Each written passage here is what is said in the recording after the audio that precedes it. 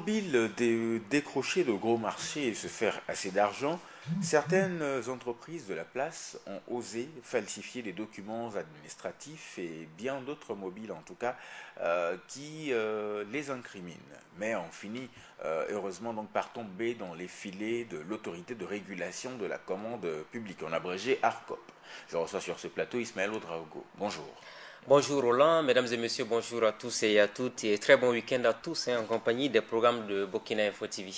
Alors, selon vous, qu'est-ce qui explique ce genre de situation dans notre pays quand on sait que nous sommes un pays pauvre, entre guillemets, il n'y a pas assez d'argent et le peu donc que le contribuable met à la disposition, je dirais donc, des réalisations d'infrastructures est détourné par certaines personnes. Ah oui, c'est vrai que c'est assez regrettable cette situation. Comment peut-on expliquer des gens qui voudraient notamment être des fournisseurs de l'État burkinabé qui se base très souvent donc sur l'argent du contribuable pour faire la commande publique et qui se retrouve aujourd'hui confronté à un certain nombre de difficultés ou de partenaires indélicats. Alors, la liste des entreprises suspendues qui a été rendue publique par le journal Courrier Confidentiel, se basant bien entendu sur des documents qui ont été fournis par l'ARCOP, l'autorité de régulation de la commande publique, est un élément assez éloquent. Et moi, je parlerai plutôt de bonnes nouvelles parce que vous savez que la ministre de l'économie et des finances et du développement, Rosine Koulibaly, quand elle s'était rendue au niveau de l'hôtel administratif de la région du centre, en construction, le chantier inachevé qui est toujours en chantier depuis des années maintenant, elle avait dit clairement qu'il fallait impérativement que l'État burkinabé prenne ses responsabilités. Et prendre ses responsabilités pour elle au niveau de l'État burkinabé, c'est faire en sorte que les entreprises défaillantes, qu'on puisse finalement sortir une liste noire des entreprises qui ne sont pas à la hauteur, notamment des offres de services qu'ils sont en train de notamment proposer. Vous savez, très souvent, vous avez de ces responsables d'entreprises qui vont vous dire, quel que soit le marché, moi je suis capable de le faire, même s'ils savent que réellement, ils n'ont pas les moyens techniques de le faire. Et tout le monde s'érige finalement en entrepreneur, tout le monde s'érige finalement donc en fournisseur de l'État de n'importe quel type de matériel. La conséquence immédiate est que il y a eu certainement des gens qui leur ont favorisé toutes ces ouvertures et c'était peut-être la pratique pour certaines personnes. Vous avez bien fait en demandant tout à l'heure, mais comment peut-on expliquer une telle situation? Alors, elle s'explique naturellement par le fait que, de par le passé, il y a eu des gens qui en ont profité. C'était un boulevard pour des gens qui se disaient que rien ne peut m'arriver. Je vais voir Roland dans tel ministère, Roland me donne un marché public de 3 ou 4 millions, ça même c'est encore des miettes par rapport à ceux qui travaillent pour des milliards. Et dès que j'obtiens le marché de ce monsieur-là, bon, je lui donne sa commission.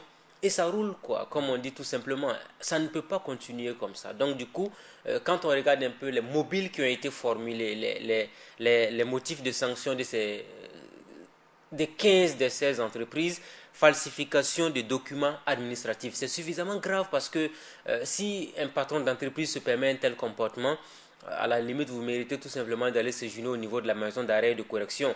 Tout comme il y a une entreprise qui a été épinglée pour production d'une convention de groupement non authentique. Vous voyez un peu ce que ça donne parce que dans le fond, ça veut dire que ce sont des gens qui ont eu à un moment donné toute la latitude aujourd'hui donc de travailler de cette manière. Ils en ont fait assez. Maintenant, comme on commence à être plus dur au niveau de l'autorité de régulation de la commande publique, conséquence, ils tombent dans la nasse et aujourd'hui ils se retrouvent suspendus. Alors les suspensions pour certaines personnes ou certaines entreprises durent 1 an, d'autres 2 ans, mais en tout cas, la plus grande suspension c'est jusqu'en 2019. D'accord. Alors, quel avenir, je dirais, pour les commandes publiques, pour donc, je dirais, les marchés publics au Burkina Faso? Alors, les marchés publics n'auront un avenir que lorsqu'il y aura plus de célérité dans le traitement des dossiers d'appel d'offres ouverts. Parce que vous savez qu'il y a ce problème aujourd'hui qu'on a au Burkina Faso. On vous dit par exemple que quand on lance les appels d'offres, souvent là où il faut réceptionner ou encore il faut aller chercher les dossiers, vous allez vous rendre compte que vous pouvez aller le matin trouver qu'il y a une absence injustifiée de certaines personnes à ce niveau qui vont venir, peut-être qui vont faire 30-45 minutes et puis vont disparaître après.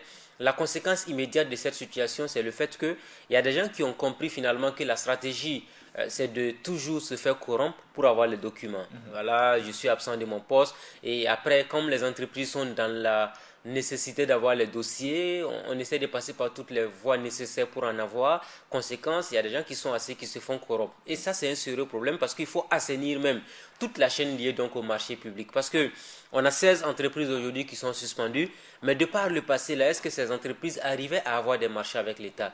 Si ces entreprises se sont rendues coupables de falsification de documents, qui étaient les complices de ces entreprises-là? Il faut qu'on arrive à démanteler la chaîne parce qu'il y a des gens qui, je dirais, de par le passé, qui ont pu avoir toutes les opportunités, qui avaient la latitude de faire je dirais, toutes les dérives possibles au niveau de l'administration.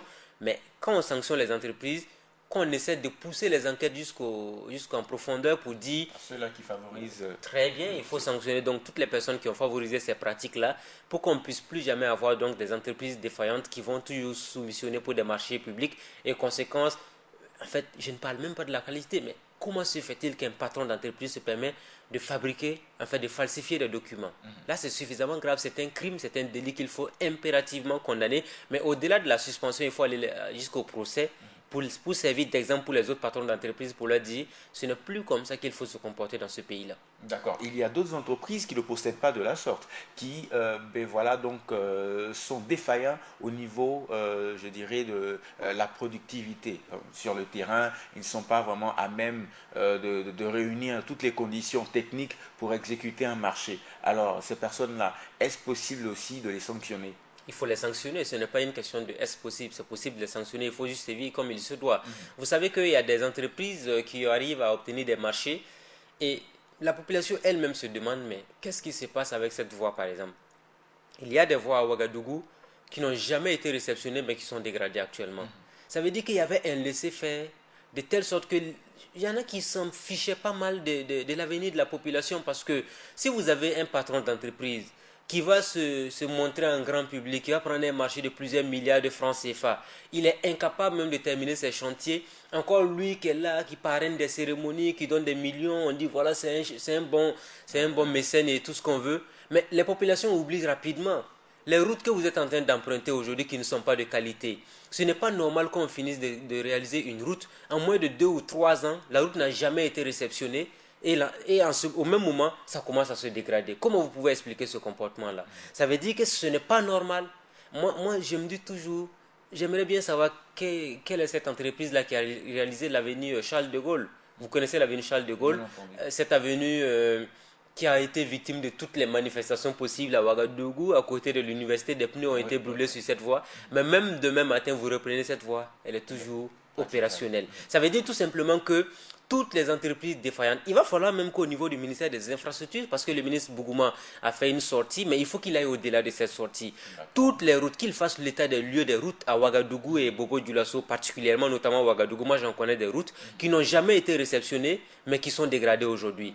Des chantiers inachevés. Vous avez des terre-pleins même au niveau... Vraiment, il y a tellement de laisser aller je dirais donc il y a eu tellement de laisser aller de par le passé dans les infrastructures routières que tout le monde était devenu entrepreneur. Mais on ne peut pas continuer comme ça parce que celui qui n'est pas capable de bien faire le travail, eh bien qu'on l'enlève du domaine des marchés publics, qu'il aille faire autre chose. D'accord. Alors donc il faut impérieusement pour l'administration de sévir tant donc au niveau du dépôt des dossiers, de même qu'à l'exécution. Voilà, enfin donc des travaux. Alors est-ce à dire que il n'y aura pas de récidivistes? Il peut y en avoir, mais si on s'en tient uniquement à une sanction avec des documents qui vont être publiés dans la presse, ça ne suffira pas. Ces patrons d'entreprise aujourd'hui, les 16 entreprises qui sont suspendues de la commande publique là, doivent être jugés notamment pour faux et usage de faux en écriture publique. Parce que la falsification de documents, là, il n'y a pas un autre motif d'accusation que de faux et usage de faux en écriture publique. Ça, c'est un. Deuxième élément, il faut faire un procès médiatisé autour de cette affaire. Tout le monde gagnerait à avoir tout le monde gagnerait à savoir qu'il y a des entreprises aujourd'hui, des gens qui ont passé tout le temps à se sucrer sur le dos du contribuable burkinabé. Et après, maintenant, à partir de cet instant-là, c'est fini. On ne pourra plus avoir des patrons véreux, même si on sait que les individus mal intentionnés, il y en aura toujours, quels que soient les mécanismes qu'on va mettre en place. Parce que si les forces de sécurité changent de méthode, les délinquants aussi changent de méthode. En fait, c'est la même chose parce que ce qu'ils viennent de faire, c'est de la délinquance tout simplement. Et ce qui est assez intéressant également à soulever dans ce cas de figure, on aime toujours dire oui, il faut que nous aussi nous faisons, mais est-ce que dans certains pays développés, là, vous pouvez avoir des entreprises qui vont aller faire des routes de mauvaise qualité et les mêmes patrons d'entreprise vont se promener comme il se doit? Il n'y a pas de sentimentalisme en la matière. Vous prenez un marché public, vous l'exécutez mal, vous devez payer le prix fort. Parce que c'est facile de... Aujourd'hui, on voit que le gouvernement est en train d'augmenter les taxes et autres. L'autre vigilance à faire, c'est de savoir est-ce que l'argent qui va être récolté là va servir effectivement pour la population. Et quand on dit que l'argent doit servir pour la population, c'est pour servir notamment au niveau de la commande publique. Et si c'est fait, et que quelqu'un se dit on a augmenté mes taxes, et à la dernière minute on va donner le marché à une entreprise défaillante, et il va exécuter mal les travaux, naturellement que la personne ne va pas accepter que cette pratique-là continue au Burkina Faso. Il y a la nécessité aujourd'hui de sanctionner de la plus belle des manières toutes les personnes qui sont aujourd'hui des fournisseurs de l'État, toutes les personnes qui sont bénéficiaires de la commande publique et qui n'exécutent pas bien, parce qu'ils doivent savoir une fois pour toutes que c'est l'État burkinabé qui perd, c'est toute la population burkinabé qui perd, et il n'est inadmissible aujourd'hui d'accepter ce genre de comportement. D'accord. Alors, est-ce qu'il n'y a pas aussi à jeter la faute sur l'État, entre guillemets, qui ben voilà, donc, favorise le plus offrant? L'État, c'est qui, Roland Batois? L'État, c'est moi, c'est vous. Voilà. Alors, je Donc parle l'État, donc... c'est tout le monde. Mais ce qui est important de soulever Alors, dans ce cas de figure, l'État, c'est tout le monde, mais ce qui est très important de soulever dans ce cas de figure, il y a eu une chaîne, les marchés publics, la commande publique, on a eu une autorité de régulation de la commande publique. Vous avez des gens qui y travaillent. Ces personnes-là, ils se sont dit, voici 16 entreprises défaillantes. Falsification de documents, production d'une convention de groupement non authentique. Très bien. Alors, il faut augmenter quand même, je dirais, les investigations. Il faut essayer d'aller jusqu'au bout pour savoir qu'est-ce qui n'a pas marché auprès de ces entreprises-là pour qu'on en arrive à cette situation. Parce que si on dit l'État, bon, l'État c'est quand même tout le monde. Mais on a des gens qui ont été responsabilisés à des postes pour faire un travail bien déterminé. Si dans le travail, vous êtes au niveau de la commande publique et vous ne faites pas bien votre travail, c'est à la personne là de rendre compte, tout simplement. S'il faut remplacer des gens parce qu'ils ne font pas bien leur travail, il faut les remplacer. C'est aussi simple que ça. Parce que si on dit l'État, on va rester toujours dans les généralités et on ne va jamais s'en sortir. Vous savez, ce qui plombe aujourd'hui toutes les activités de sensibilisation et tout ce qu'on veut dans ces pays-là, c'est quoi? Tout le monde dit oui, c'est l'État qui est responsable. Et finalement, l'État aussi dit c'est telle personne. On reste dans cette discussion en slalom d'une personne à une autre et conséquence, rien ne bouge. Maintenant, on a une autorité de régulation de la commande publique qui a sanctionné 16 entreprises défaillantes. Très bien. Ces entreprises-là travaillaient avec qui?